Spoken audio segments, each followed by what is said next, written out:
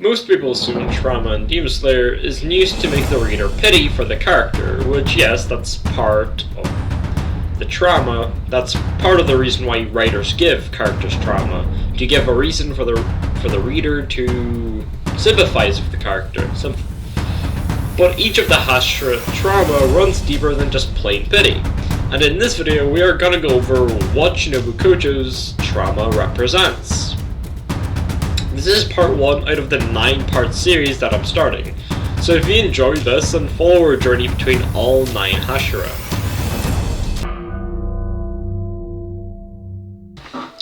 Shinobu and her older sisters were raised by their parents, in quite a caring and loving home, or that's what at least suggests in the series. I'm not actually sure, but if I recall right, I think it was a loving and caring home. This was only a temporary peace though, since their parents were murdered by demons not long after their births. Or at least a couple of years after they were born. Though all hope was not lost since they were adopted by the stone hashira Guillaume. They grew up training, which caused for Kanya and Shinobu to grow very close, since it was the only real family they had left. This all carried out until Kenya was about 17 and Shinobu was 14. At this age, the two became a part of the Demon Slayer Corps.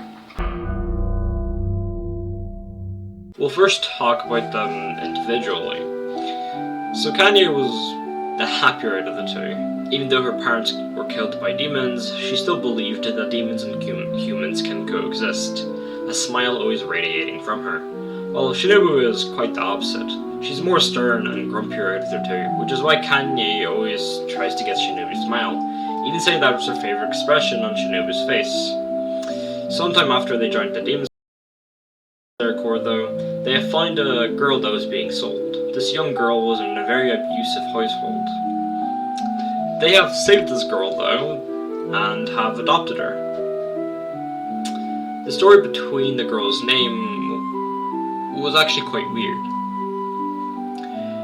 They were gonna let the girl choose what name she wanted by putting down 3 different slips of names.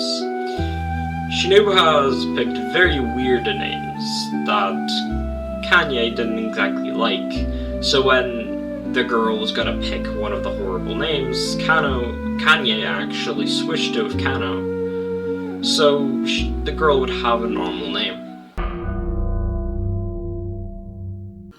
Later on in their lives, Kanye had faced Upper Mantu as well, even though she was able to fight Upper Mantu till daybreak, all on her own, without Shinobu or anybody else. She still died by the very end of it. This has affected Shinobu to a damning effect. Shinobu tried to adopt her sister's demeanor by putting on a fake smile constantly on her lips, and she even adopted her sister's quote about humans and demons coexisting.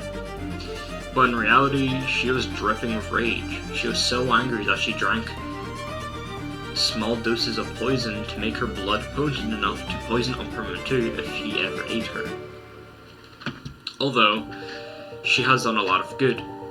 Not only rage, she has obviously became a hashira later on in her life. It's unknown when she became hashira, but she was 18 by the time the series started, so it's safe to say she probably became recently a hashira, or at least has a hashira for a year by then. And she has raised Kano to be a demon slayer too. Kano has become a flower breather just like her older sister Kanye. Shinobu's story is about quiet trauma. Like, trauma can destroy somebody internally. Even though Shinobu seems so positive, how she seems like a mother figure to so many demon slayers, and how she seems to be a doctor to countless people who have been injured, she has never found true peace after her sister's death. That rage that she has brewing inside of her is the sole reason she died. She sacrificed herself just for a chance of defeating Upper Mantu. Not a guarantee, but a chance. A gamble. Her trauma shows that not everyone is loud with trauma. that they have been through. How it isn't always obvious that somebody been through hell. Trauma isn't always about just making you pity the character. A lot of the time, trauma is just to show why this character is like this. And in this case, it shows that not everybody shows negative effects of trauma. So, I hope you guys enjoyed this video. These videos, or this series in general, will be probably a bit shorter. Maybe future episodes will be a bit longer, depending on how much backstory the hashira has and how much symbolism I could put behind it. But I am aiming to at least make each episode 6 minutes long for you guys. And of course, if you really did enjoy this video, then feel free to subscribe, to follow along with the series, and if you have a hashira you want me to talk about first, then comment down below and I will do a video on that hashira first. But yeah, see you next week, hopefully.